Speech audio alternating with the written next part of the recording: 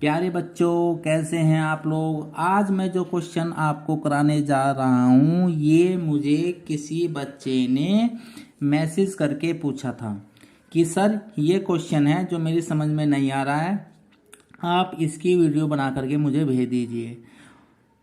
प्यारे बच्चों, मैं ये क्वेश्चन तो आपको कराऊंगा ही और साथ के साथ इस टाइप के कुछ क्वेश्चंस आपको करने के लिए भी दूंगा। आप उनकी प्रैक्टिस कीजिएगा, ठीक है। तो चलिए हम देखते हैं ये क्वेश्चन कैसे होता है। तो यहाँ लिखेंगे हम प्यारे बच्चों हल, ठीक है। देखो क्वेश्चन में क्या कहा है। एक संख्या दी है 210 और दूसरी दी है 55। इन दोनों संख्याओं का जो महत्तम समापवर्तक है उसको हमें इस रूप में लिखा है 210 गुना 5 प्लस 55 गुना y के रूप में लिखा गया है। किसको लिखा गया है? महत्तम समापवर्तक को। तो हमें y का मान ज्ञात करना है।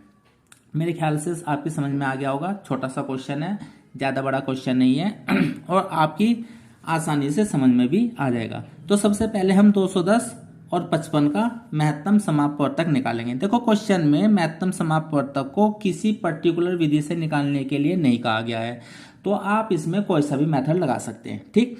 तो मैं लगा रहा हूं यूक्लिड डिवीजन मेथड। तो 210 और 55 में 210 बड़ी है, तो यूक्लिड डिवीजन मेथड से हम इनका एचसीएफ निकालेंगे। तो 210 को हम 55 से भाग करेंगे, वही सिंपली भाग करनी है। जैसे यूक्लिड डिवीजन मेथड लगाते हैं वही मेथड लगाना है, ठीक। तो 55 को अगर हम 3 बार मल्टीप्लाई करते हैं तो 55 दूनी 110 और 110 में 55 जोड़ेंगे तो 165।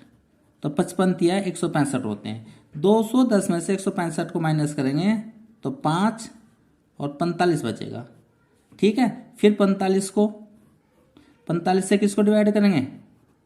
55 को। तो 45 सेकंड 45, कितना बचा? 10 बचेगा। 10 से हम वापस 45 को डिवाइड करेंगे तो 10 चौक 40, 5 बचा। 5 से हम वापस 10 को डिवाइड करेंगे तो 5 दूनी 10, 0 बच गया। तो शेषफल आ गया मेरे प्यारे बच्चों 0। मैंने आपको बताया था कि जिस संख्या से भाग करने पर शेषफल 0 आ जाता है वही हमारा एचसीएफ होता है। तो एचसीएफ कितना हो गया हमारा? 5, क्योंकि 5 से भाग करने पर शेषफल 0 आया है। मेरे ख्याल से ये बात आपकी समझ में आ गई होगी। अब क्वेश्चन देखिए। क्वेश्चन में जो एचसीएफ का है वह का है बेटा 210 गुना 5 प्लस 55 गुना y। जो क्वेश्चन में एचसीएफ का है वह का है 210 गुना 5 प्लस 55 गुना y। तो हमें किसका मान निकालना है? y का मान निकालना है। एचसीएफ कितना निकल कर आया हमारा? 5 निकल कर के आया है। तो 5 यहाँ पुट कर दीजिए। तो 5 बराबर देखो 210 गुना 5, इसको मैं क्या लिख सकता हूँ? 5 गुना 11 गुना y। अब देखो इन दोनों फैक्टर में से 5 कॉमन आ रहा है, 5 इसमें भी है 5 इसमें भी है, तो 5 कॉमन ले लीजिए। यहाँ बचेगा 210 प्लस 11 गुना y, ये हो गया 5। 5 यहाँ गुना में है, अगर हम बराबर से इधर शिफ्ट करेंगे तो ये बटे में जाएगा। तो 5 बटे 5 210 प्लस 11 गुना y। मेरे ख्याल से बात आपकी समझ में आ गई होगी।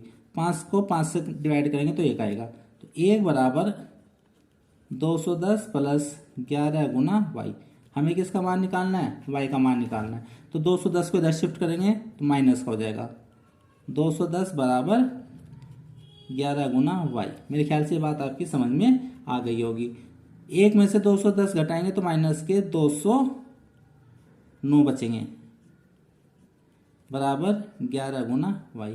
हमें y का मान निकालना है प्यारे बच्चों। तो 11 से फिर डिवाइड करेंगे, तो जैसे ही हम 11 से डिवाइड करेंगे तो आ जाएगा माइनस के 209 बटे 11। और 11 से अगर हम 209 को काटेंगे तो 19 बार कटेगा, तो y बराबर आ जाएगा माइनस का 19। यही आपका आंसर होगा मेरे प्यारे बच्चों। बात आपकी समझ में आ गई होगी। इतना बड़ा क्वेश्चन नहीं था और ये क्वेश्चन को आप आसानी से समझ भी सकते हैं।